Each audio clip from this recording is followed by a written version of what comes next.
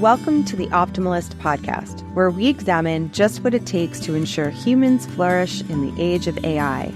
I'm Sarah, your host through this exploration of mindfulness, attention, focus, and motivation, all elements of human flourishing. So how do we cultivate them?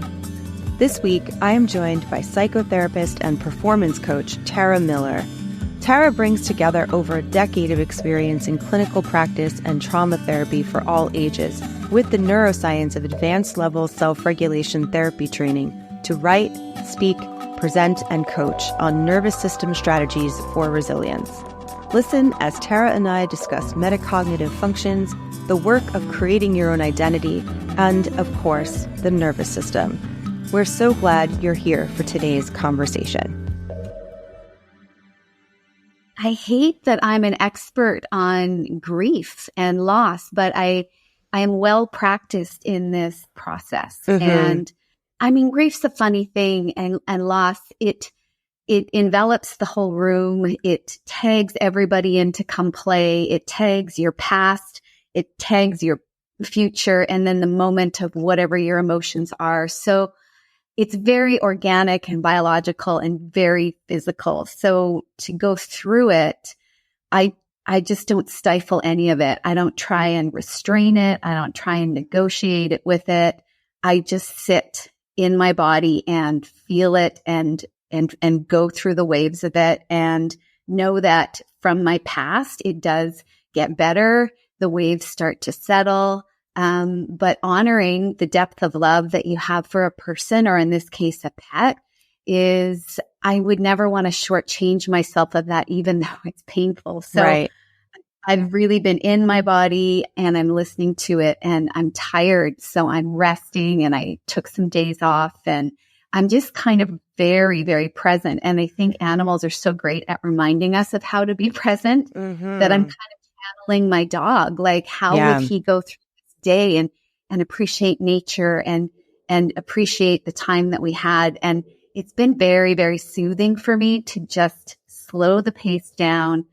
And I think we should do that in any high stress, overwhelming, traumatic situation, is slow the pace down, listen to what your physical body is asking of you, and just give yourself the time to honor that process. So that's been my last 4 days.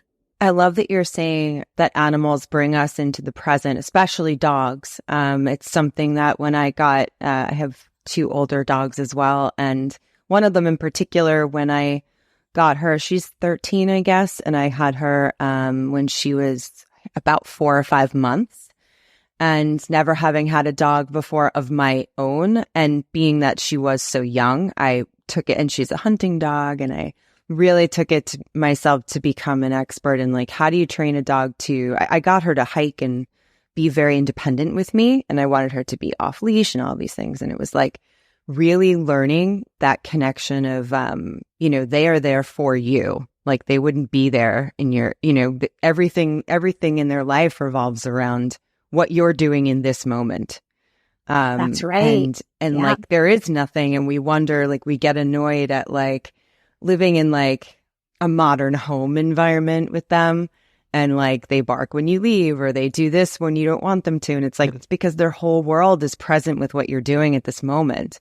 And like, you have to really alter yourself to that, rather than always thinking that they should be altering to you.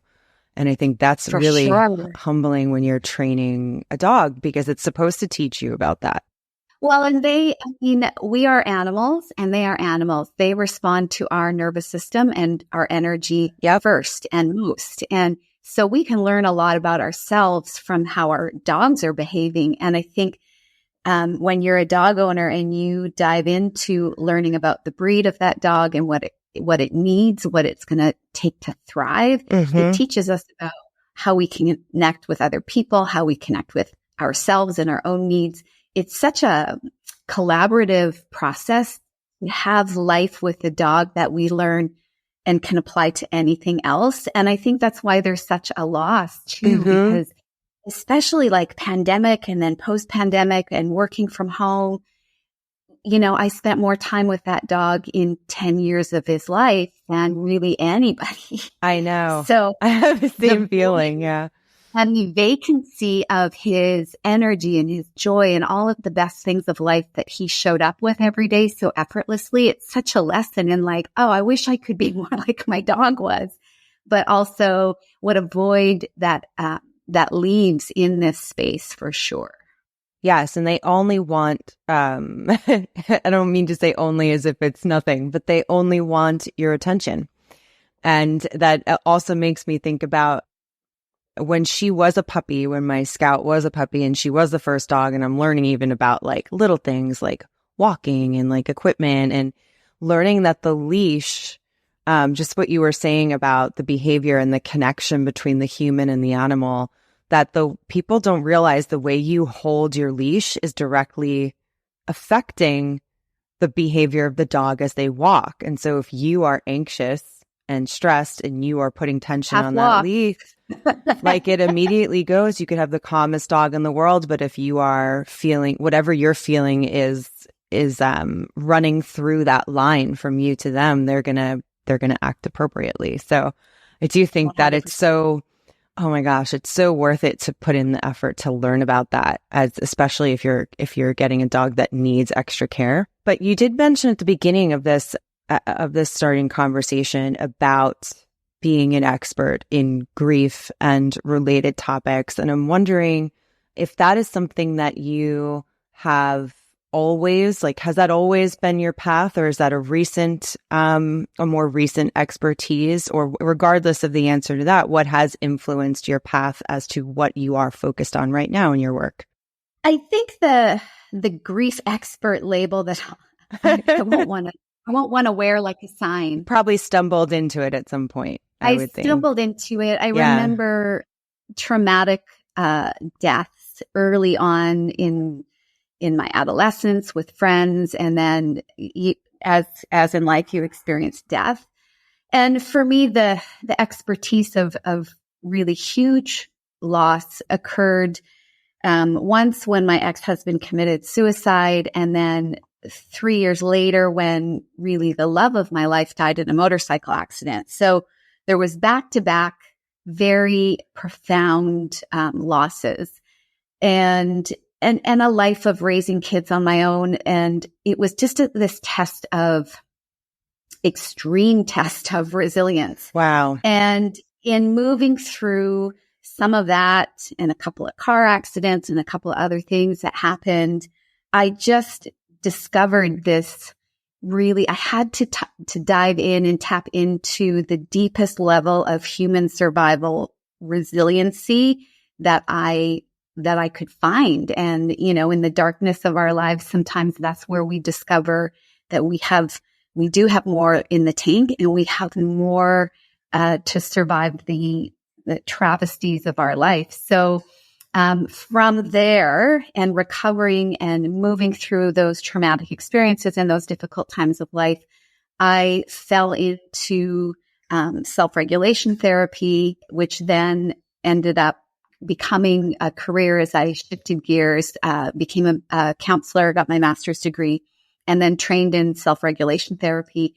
which was all about regulating the nervous system so that you can recover from events in your life and come back down to a real healthy baseline so that you can do it again, because life has a way of throwing stuff at us. So it was kind of that turn midlife that moved me into a different path, and over 10 years of clinical work helping other people through their traumas. And when you work with people, I know you do work with educators directly or with students directly. What is the So I did both. I ran groups for girls on resiliency in elementary and middle schools for a while. Early on in my career, I worked with the Elizabeth Fry Society and worked with kids that had been victims of sexual assault. And then when the pandemic hit, I shut down my private practice. I didn't want to do clinical work like that anymore, the hour to hour, however many people you could see in a day, because I knew that going forward, it was all going to be pandemic trauma for a really long time. and I was going through it myself and helping my family through it. So I shifted gears and moved into more of a consultant role and into a speaker, educator role. And in and during the pandemic, when teachers were really, they were really going through it, and the masking and all of the drama and trauma that happened in the middle of it, I did some educational series and webinars for some of the teaching groups, for the support staff and the teachers, for how to manage their own nervous systems, how to really find ways to settle and calm so that they could impact the people that they work with and the students coming in, and how they could be really a safe, calm, supportive space while they supported each other going through that. So that's where the transition moved as far as frontline workers and teachers during that time, which I continue to do alongside other basically leaders in any industry. So I guess that kind of combines the question I was going to ask before. That kind of makes it a little bit more clear. But in your work with teachers and students, or anyone in the education system really during the pandemic time or coming out of the pandemic, are you finding, because I know you're mentioning a lot of working with people on nervous system regulation when it comes to trauma, but are you finding that you could uncover that people's baseline is pretty low to begin with, trauma or not? I'm not sure if that's something that you could really navigate being in the middle of all of this, but what's your assessment there? I would say higher baseline, which means lower resilience. It means you're already cooking in a fight or flight state to some degree. And I think that became such a chronic state that teachers were in and had to be in as they went day in and out through all of that. And it's a profession that's so demanding anyway, emotionally and mentally, and does require some nervous system support and some really good lifestyle management regardless. So, and there's a high burnout percentage for this profession. So high demand, high burnout. They're already at a higher baseline, most of them, because of the chronicity of the environment that they work in. And I think the pandemic for teachers and students filled up their containers even more, which means that it's harder for them to get to a really nice, cool baseline where they feel kind of neutral. They feel that homeostasis, that balance. So I definitely saw an issue in the beginning because that's just the nature of the work. But then I think it's gotten elevated, and I think it's harder for people to let down now. When I talk to current educators on this show, or even beyond that, outside of here, it's, it seems, and I was a teacher for 14 years, and so I feel it deep in my soul when I talk to people about these issues, but it becomes and never goes away, this idea of this feeling that teachers have of rushing through every moment of their day. And when they take on more things, even small things, like as a day goes on or a week goes on, like the feeling of being overwhelmed begins to feel it's almost like that they expect that to be the normal. Yes, give me that. Sure, I can talk to this kid. Okay, add that meeting. And people, while they of course know that the feeling probably isn't right and they shouldn't feel that way, I think teachers have been almost trained to think that it's their job to be overwhelmed by like that is the job. Like you're going to have a lot to do, and there's always going to be more. And we know that. I mean, you could literally start working at 8 a.m. and not stop until 8 p.m. and still feel like there's more to do. And so as part of the work that you do, how much is also teaching people to let go of some of that, or is a lot of it in once they start to make a routine of regulation and awareness and presence, does it start to feel like a lot of what they're already trying to handle is manageable? Or maybe it's both. Well, I think initially my first response is our brains become addicted to the state that we spend the most time in. So if you exist in a day-to-day that is activating, that where your nervous system has that sense of hypervigilance and readiness to respond and the expectation of workload, it's going to become addicted to that where it feels like that's normal and will seek it when it is not present because we're drawn to familiarity. It uses fewer brain resources. So we have to be careful about what we become accustomed to because you're right. The new normal isn't a good normal. Right. As animals, we are supposed to have a response and come back to a really parasympathetic, relaxed, calm, neutral state. And teachers don't get to visit or revisit that state very often throughout the day. So there is that piece of it. Then there's the piece of we are contagious. Our nervous systems are contagious. We change a room, whether it's our colleagues, our principal, or the children. We change the room when we enter it before we say anything because that's how transmissible it is. So a lot of the work I do is about helping teachers become aware of the state that they're operating in most of the time, and then identifying what would be a better state if they knew they were influencing the room.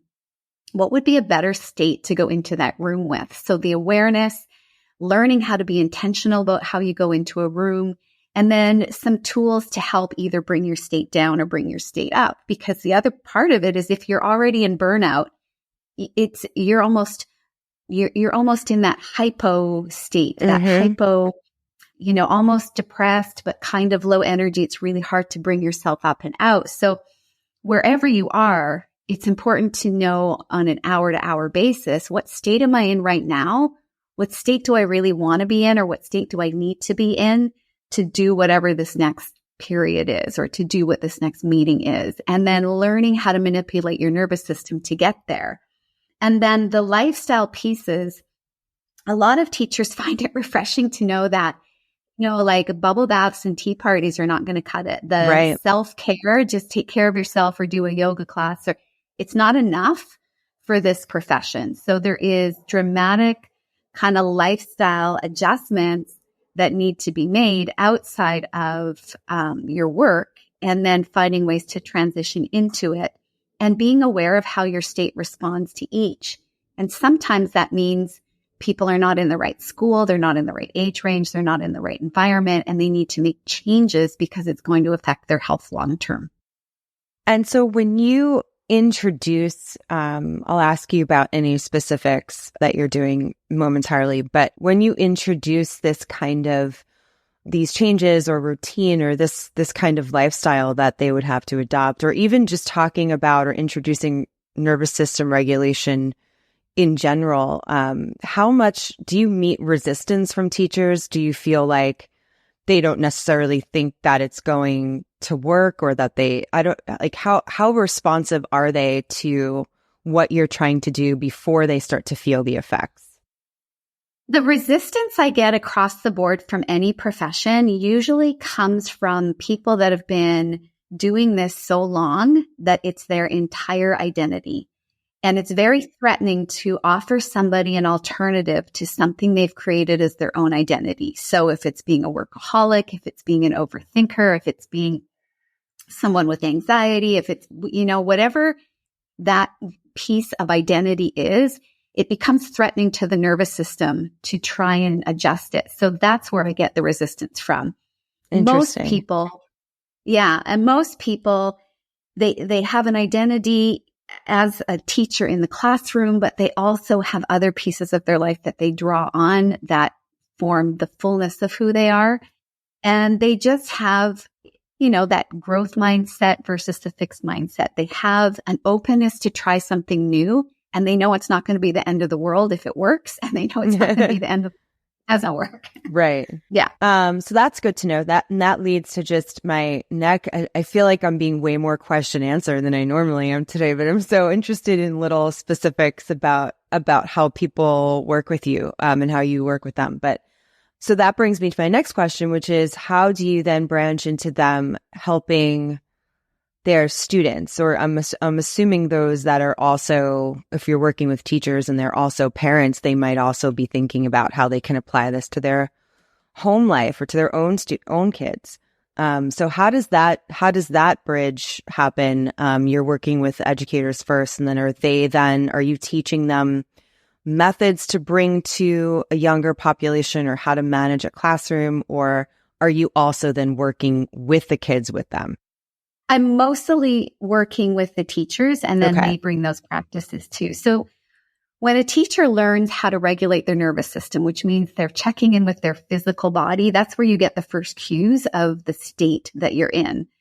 And then we work to manipulate that state, which is, I'm feeling anxious today. And I know this because my breath is shallow and I have tension in my shoulders, or I'm tight in my jaw. We just notice those physical cues, and we find another place in the body where things feel relatively more comfortable, or we find a place where breath moves easily all by itself without trying to change it. We're just kind of sitting as a witness, and then something will shift. So if I say, where do you notice feeling support from the chair? Bringing awareness right to where the back of your legs meets the chair, getting a sense of the weight of just that space. I'm redirecting the brain to a place that isn't activated. And the brain doesn't care if it's real or imaginary, if it's past, present, or future. It will go where I tell it to go. And then when it goes to a place that feels comfortable and supported, it will change my biology.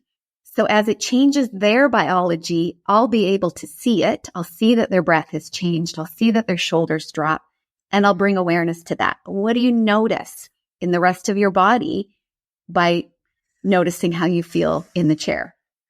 So it's just that body awareness piece that helps them go, oh, I'm charged up. Now I'm aware of that. Right. And this is how I can go into parasympathetic and regulate in a moment. And so it seems like you are incorporating a lot of that sensory awareness. It's all sensory. Yeah. The language of the nervous system is the felt sense. So we go there first. And then because the brain doesn't care past, present, or future, we can use imagination, memory, visualization to also increase regulation in the nervous system. And that's a piece that when they're working with children, they can help kids bring awareness to their breath. They can help kids feel their butt in the chair or feel their butt on a exercise ball, and kind of ground into their own body, feel their feet flat on the floor and wiggle their toes. Those techniques will help kids start to regulate, but you can also use imagination with them, especially because kids are so great at it. Yeah. In helping change their state. So if everybody's kind of like right before Christmas holidays and bouncing off the walls, you can play a game depending on the age of, let's imagine that we're sloths and we have to kind of move through mud, and this mud is really thick. And you can have them do it physically, but you can have them imagine it, and the imagination is the fastest route. When you move the body, it's secondary. It still has an impact, but you can connect the imagination of a sloth going through mud, and you'll physically be able to see their nervous systems adjust just by playing that game. So you can adjust it to whatever state that you need the room to be, and you can play with imagination or even memory. Like, do you remember when we did this assembly and what it was like to see this or to do that, or when we played this game and it was so exciting? You can wind people up or down according to what your needs are, based on helping their brain navigate through time, basically, and through their bodies. So when we talk about the brain-body connection, is what you're saying the brain usually is what comes first, and where the movement is secondary, kind of. Right. It's always better to notice breath because it's a function the body does all by itself. Right. Than it is to try and change the breathing. So you can have impact by both, but the most effective regulating system for all of us is our breath. Our body knows how to do it all by itself. We want to find a place where it does it perfectly all by itself and notice it. And then it will deepen and lengthen all on its own just by witnessing it, which is much faster than trying to remember the counts or the box breathing or some of these other things. Those can be effective also, but just noticing the breath and really paying attention to it goes into that part of the survival brain that regulates fastest. Which is why the recognition of breath is typically the center of a good meditation system, right? We're noticing the breath, and then it literally brings you to your center, and you can lose yourself in that, just literally paying attention to or listening to your own breath. And you're right, it does deepen as you over time, as it, or lengthen, as you said. I'm also thinking like well, first of all, like, so say you were going to start tomorrow with a new group of teachers. I guess it could be anybody. What is the typical length that you like? What's the length of time that you work with people where that it takes for them to get to a place where they can kind of do this on their own, or they feel like they can build a routine comfortably? What does that look like? And it depends on the person and what else, because it's really not what they're showing. It's not what's happening in the moment. It's what they're showing up with that they brought from the rest of their life. Right. So it's very individual.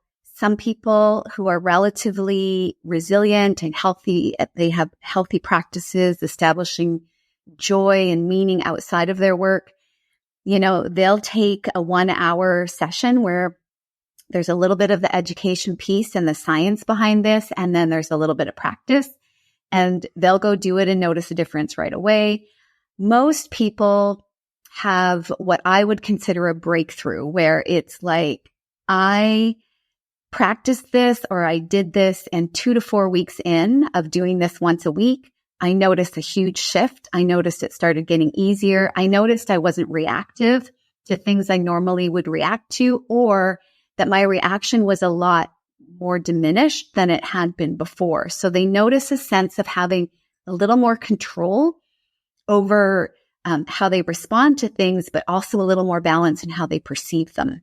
I love that. I'm thinking about, my mind just kind of went in a few different directions when you were saying that, because I'm thinking about myself and the breakthroughs. I mean, when you do practice these things over, a long length of time, you have many breakthroughs that, as you reach different levels of awareness, which is one of the things we talk about the most on this show.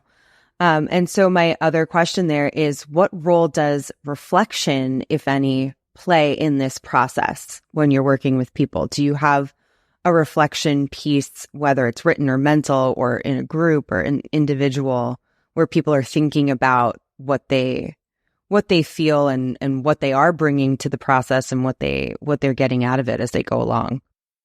I don't bring in anything formal. It's part of the conversation where we talk about, how is this different than it was before, or what do you notice that's different than it was 3 weeks ago? The awareness piece, it's just being aware of, this is the state that I'm in and I have control over it. I can manipulate it. I can influence it. I can make it better on demand when I learn how to do these things. And that makes my family life better. It makes my work life better. It makes my classroom better. It's just this idea of having awareness of what's going on in your own body and being able to change it so that you feel like you have more, I don't want to use the word control in a bad way, but you have more control how you show up in your life in every way. So it never just impacts the classroom. It impacts your relationships, your coworkers, your family, because it becomes a part of, you're changing your brain to give out energy and participate in a way that is has more space for you to respond appropriately, accordingly, and also recover really well. Right. And then it becomes part of who you are. And that whole cycle of, that where recovery becomes a big part of it is now part of your life.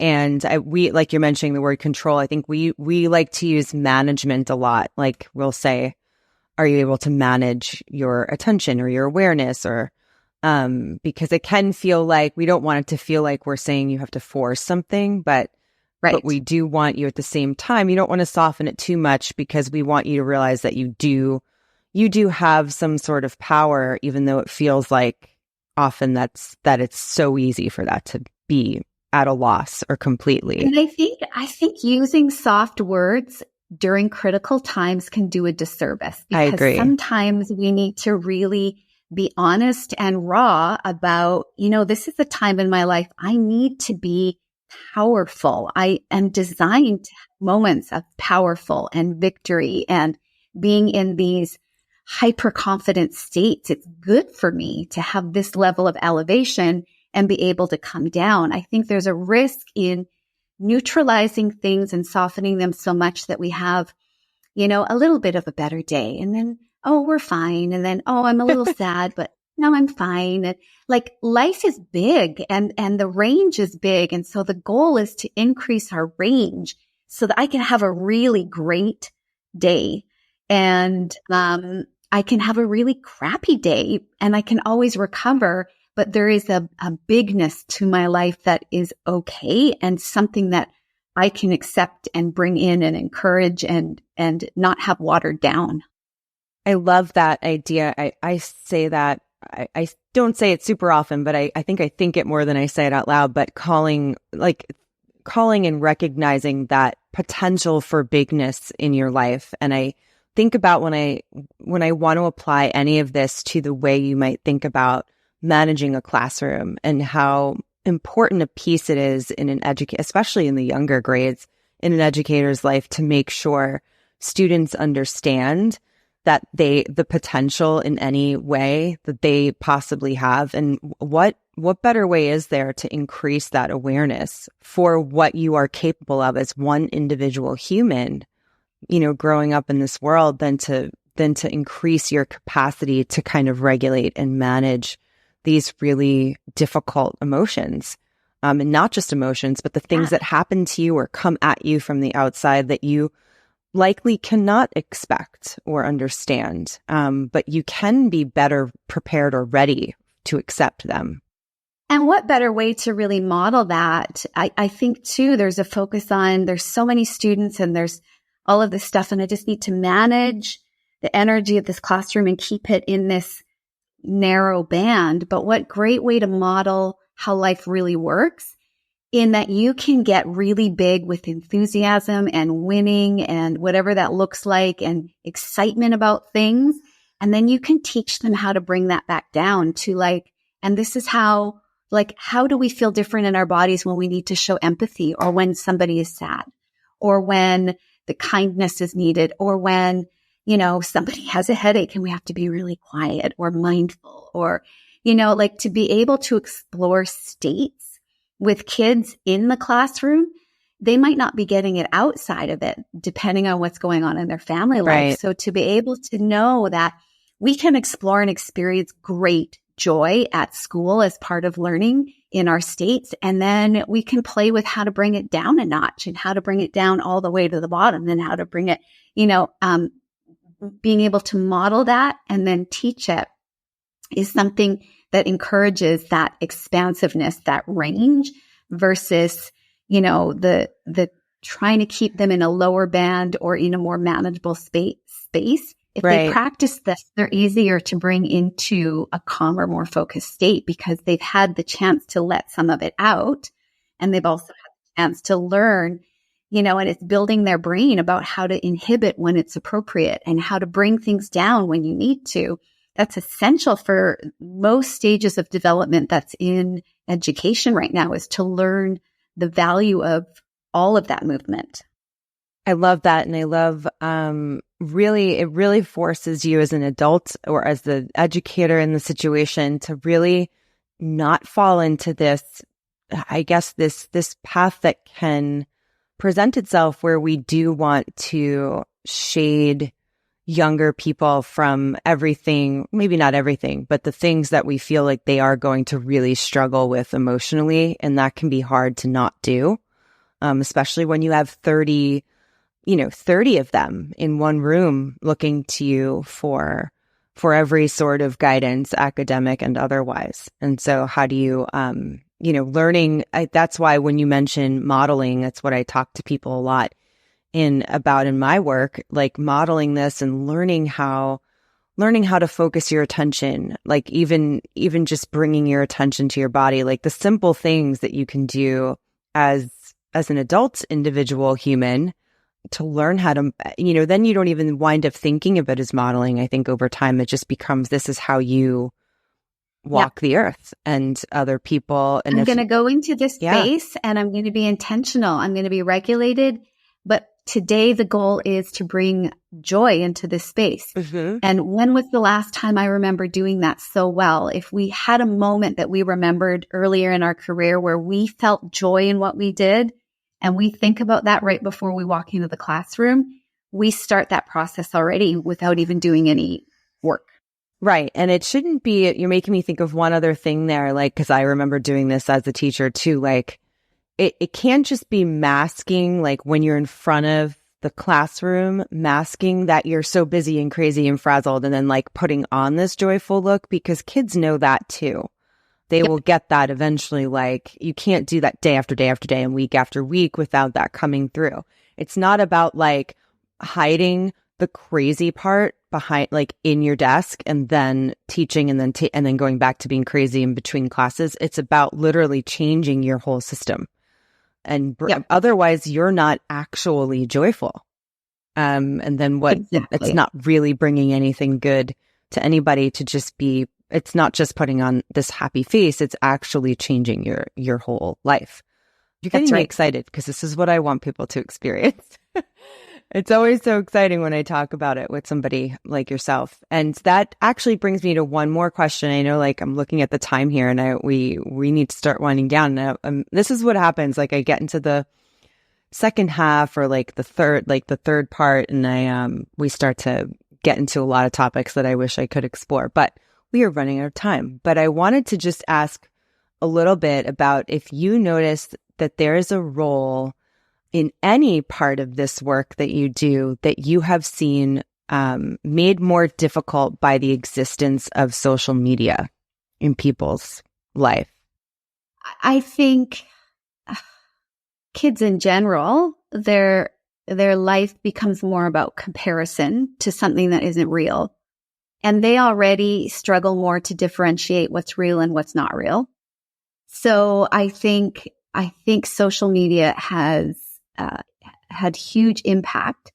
That being said, it's not going away. Right. So, how can we help kids learn what's real, what's not real, and create people and an existence for them that is more desirable to live in than what's through the screen. And I think that's a big challenge that needs probably a lot more attention in those developmental ages. Yeah. And this is coming off of, I don't know how many people listening, even if everybody knows this yet, but coming off of just last week, we have renamed and rebranded the product that creates this whole inspiration for this podcast and all the work we do at the Optimalist. So we used to be called Focusable. That was our software. And now we've just renamed to Engageable. And with this idea that we have it's the same thing, and everything kind of works the same way that it did before, but we really are thinking deeply about this idea of engaging better with the life in front of us, and how we can use consistent practice of better attention to do so. So how can we use practicing better attention to give us that energy? We say it's the pulse of energy you need when you think about what it is that you have in front of you, and how you can be more engaged as a person rather than looking to other people and things to engage you. Like, what's the difference between being someone who is engageable and being someone who kind of is passively waiting to be engaged? And I think that's something that the now 10, 15 years of the prevalence of things like social media in our lives really has to teach us, right? We can't keep living outside of ourselves and doing a disservice. And that, to me, really hurts the nervous system. For me, it does. It really numbs it out because it's not just passive, but it's giving chemical hits without a true experience. And so, I would love to see what brain imaging looks like, from age 3 to age 20, if somebody started right now, because I think it's going to look different. And I know that we already engage with others differently, and it becomes really easy to hide behind And so we don't feel the impact of things either. Negative things that we're supposed to feel the impact of, we don't, because they've become neutralized through the screen, and we don't have the positive impact either. So much work for parents and teachers and everybody in this world really needs to go into how can we create experiences in real life that are engaging and meaningful and lighting up the brain and creating positive connections and interactions the way that nature intended. That we're competing against. Right. Well, like I said, I could now branch off into 5 other topics here in this conversation. I feel like that I've been so excited to have with you today, Tara. But speaking of real experiences, I think that's a perfect way to segue into the last section of this conversation. And I did want to give you a quick, few seconds space to maybe, if you want to speak directly to a lot of people listening to this podcast at this moment, this is episode 12, are educators and parents. And so maybe if you did want to give a quick tip or something that people could jumpstart this work on their own if they wanted to do it tomorrow, or even thinking of it's summer now for us all. So what can either a teacher or a parent do for themselves to over the summer? Really, if we're thinking of ourselves becoming a model and they want to work on themselves while they are away from the school space, what could we do tomorrow to get that started?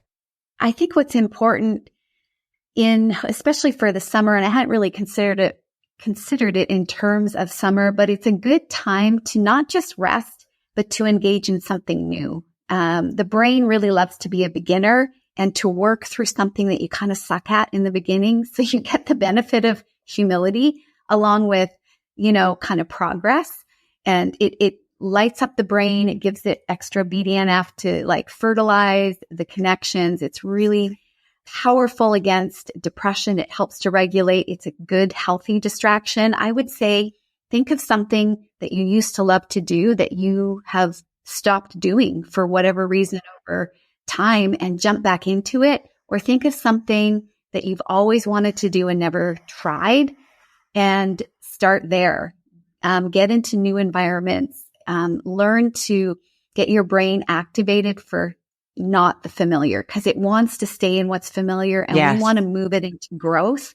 So look for things that are playful and are fun and that bring you joy and that are brand new, so that you're engaging in life in the way that you're supposed to engage in life, not just taking the rest. The rest in recovery is important, but you still want to make sure that when you're in a rest and recovery time, that you're looking for how to re-engage in your life outside of your work in ways that are going to light you up. Right. And that everything is a cycle. We call things a cycle for a reason, right? We can't remain in one of these states for too long or forever. We have to learn how to recognize and be aware of when we move to the next one. No, that's totally it. It is, we're in flow all the time. So you want to bring awareness to it, but you also want to make sure that you're moving yourself into that. If I'm going to be a model for how to live life in expansion, in the full range of what I was put here for, how am I starting to do that in the time off that I have, where it's not as challenging from a time pressure to do so? Yeah, I love that. Let's talk a little bit about, as we wrap up, maybe what it is that you are taking into your brain these days, Tara, so we can get a little sense of the overall picture of who you are, outside, even maybe a little outside of this work. So if there's anything that you are reading or listening to or watching, any or all of those, we'd love to learn what it is that you're thinking about these days. Sure. One book that my friend recommended that I'm loving is called Haggitude, and it is geared for women sort of middle age and up. Mm-hmm. But what is really beautiful about it is she brings in a lot of history and Celtic stories. Her storytelling is really, really so nice. And it's so honoring of women going through whatever we're going through in life. And so it's a book that has been delightful in how she uses, I'm listening to it actually. So it's her accent kind of storytelling through women in history and different things. That's been really delightful. The other, because I'm trying to get away from all of the like business and education and self-focused books. So this was something lighter. What I'm watching is I just wrapped up Ted Lasso, who had a rough couple of seasons I agree. There. Yeah. But the last one I thought was really nice. And what I love about the package of that is, and the story is, there was a lot of movement of emotions in addition to humor, in addition to kind of the best that we can bring to relationships. I thought it was so well done and refreshing, and it made me feel good. So I don't engage in things that don't make me feel good in my downtime. So. No, I totally agree. I found it hard to engage with, to really care about Ted Lasso in the second season, but I do like how you just said the best we can bring to relationships, because that is the crux of what I have always liked about it from the beginning. Although I do think the storytelling was better in season 1, but yes, the relationships and how we treat each other and how we treat ourselves, I think, is the core of that show. Definitely. Absolutely. Yeah. Okay. The lastly of something new. I mean, I've done a lot of new things in this year. One of the new things that I've done, and it makes me sound like an old lady, but this place I moved into has a lot of birds, and I put bird feeders up. And so I have a wider variety of birds visiting than I've ever noticed before. And now I want to identify them, and I'm listening to their sounds. So I'm being very present in nature. It's also something that my old dog and I used to do every morning. So now it's this ritual that I really love. So I'm not going out there. I don't have binoculars or a field guide yet, but like not full bird watcher. But it's on your own property. So that's like such a great addition. It's easy to build into a routine. I totally get that. And that's funny that you mentioned that, because now I don't have this so much. I just moved myself. But where I used to live in Los Angeles, there was a park that I would hike with my dogs several times a week because it was so close. But while they were kind of running off leash, there's all these little trees and so many different birds out here than I was used to on the East Coast. And I just become obsessed with watching birds that I didn't grow up seeing, like all different colors. And so I think about that all the time because I'm not near a park like that right now.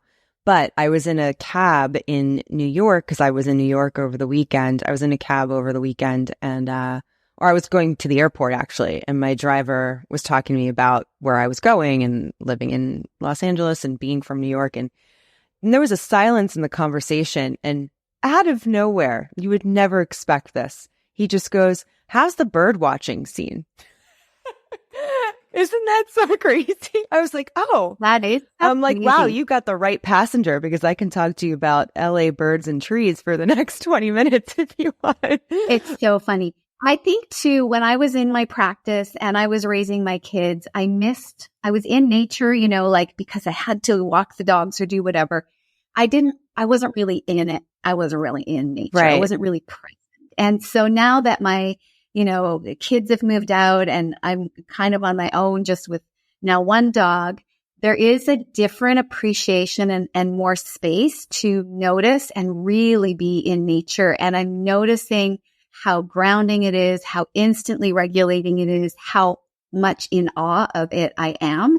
And that the more I'm aware of, the more comes to me. So it is kind of this, it's almost spiritual what's happened in the last really few months in coming into this place of I can be present and grounded in a very different way just by being way more in nature and actually being able to sit in it, because I'm not so much frenzy of life like I used to have. Yes. And I talk to people about using elements of nature, of your natural surroundings, like even just a short walk somewhere through anything, to using elements in nature to ground yourself to the life in front of you, to reality, and to work on your attention. Like literally, it could be watching or looking at things like birds, but even if you're in movement, like walking, as you walk, looking at the leaves as you pass and looking for the detail, looking at like Absolutely. the bark of a tree, like it really is when I do that every once in a while, it's kind of miraculous what like you were saying before, it changes your brain and your biology pretty quickly. You can feel it. But it really doing a little bit of that every day, I think it's like up to like 12 minutes a day really is all it takes to work on your attention to the point where it changes you. Yeah, it's not much. And they found with women especially that a very short time in nature induced a really nice, quick parasympathetic response. So even just using that as medicine is valuable. And I know also when I'm in nature, there's a tendency to, instead of being focused down on a screen or on my desk or whatever, my head is up. And so I'm noticing the skyline. I'm noticing, if I'm traveling and I'm by the ocean, I'm noticing the vastness of everything else and how really small and relatively insignificant I am. Right. That does change my perception of my struggles or my challenges or my deficits or what I'm working on. The breadth of what's out here and what we're living in, that perspective shift is pretty instant if you let it be. And then also to kind of end that thought, what that does in my mind, it also primes you for more and better connections with other people. When you are more grounded and connected to yourself. Their nervous system will read you as being safe. If you're regulated, you don't come in front of people as with their animal brain thinking you're a predator. You're safe. So you instantly have reduced defenses and the ability to connect easier. And I think that's a great way to end. I think this episode where we're trying to talk a little bit more about how, like in a practical way, teachers can think about being like working on their own regulation, being models of this for kids and how to work on it with them. But with the ultimate goal, I think that everybody wants to build a more manageable, connected community within the classroom and the school itself. And I'm always talking about how we need to work and start on an individual level first, no matter what it is that we're doing. So, Tara, where can people find you if they want to engage with you or connect with you or ask you any questions? Where would you welcome people connecting with you? I would say right now the best place to go is probably braincoach.co. And they can also find me on Instagram at Tara Shrink. And you are not a Twitter user, is what I have learned. That's where I live. But you know what? It's funny that you mentioned that because this morning I'm like, I'm kind of tired of these other places. Maybe I'll go to Twitter. I retweeted something on Twitter and was like, maybe I'll come back to Twitter. I think I found you there like a few months ago because I mostly interact with you through LinkedIn, where you post these beautiful things and I read them, almost all of them, like every day. They're so consistent. And they always align almost perfectly with what it is that I'm thinking or doing at the moment. And that's why I've been so insistent on having you on, because I know that what you're doing is going to speak to everything that we're doing and everything that our audience is looking to work on, and just hear more people talk about it in the way that you do. So, and LinkedIn's a great place to find me too. I kind of give most of my thoughts or expertise on posts in LinkedIn more than anywhere else. Yeah. And that's a great forum for it because you can write longer there. But yeah, this is a time when everyone's like thinking, should I jump off of Twitter? But Tara's going to be on it, everybody. So don't leave yet. Let's get her on there, interacting with us a little bit. But okay, cool. Well, I'm hoping that this conversation has inspired people to reach out, or I would love to. I always say sometimes, like when I have specific types of conversations, I'm always like, tweet out things that you like, or because a lot of the people that listen are also interacting on Twitter or Instagram in some way. So let us know what you liked or what you found useful in this conversation. If you did wind up trying something on your own or over the summer, whatever the case may be. And Tara, thank you so much for taking the time to talk with me today. This has been really great to hear your voice and to be present with you. Thank you. My pleasure. I hope you gained as much from listening to Tara as I did from speaking with her. From the beginning, the way she talks about grounding yourself and finding presence in your body through every emotion and experience is so important to reflect on regarding your own way of moving about the world. You can let us know what you think by leaving a comment on Substack, a review in Apple Podcasts, and you can reach me on Twitter at scandela9. You can listen and subscribe to the Optimalist podcast wherever you love listening to great podcasts. New episodes are released every Wednesday, and links to all of the resources here are available in the show notes. The Optimalist podcast is brought to you by Engageable, the only app that gives you the mindful pulse you need for better attention. And it's free. Create an account today at getengageable.com or by downloading Engageable on any iOS or Android device. You can also follow us at Get Engageable on Twitter and Instagram. Thanks for listening to The Optimalist. I'll be back next week with a new conversation. Stay engaged.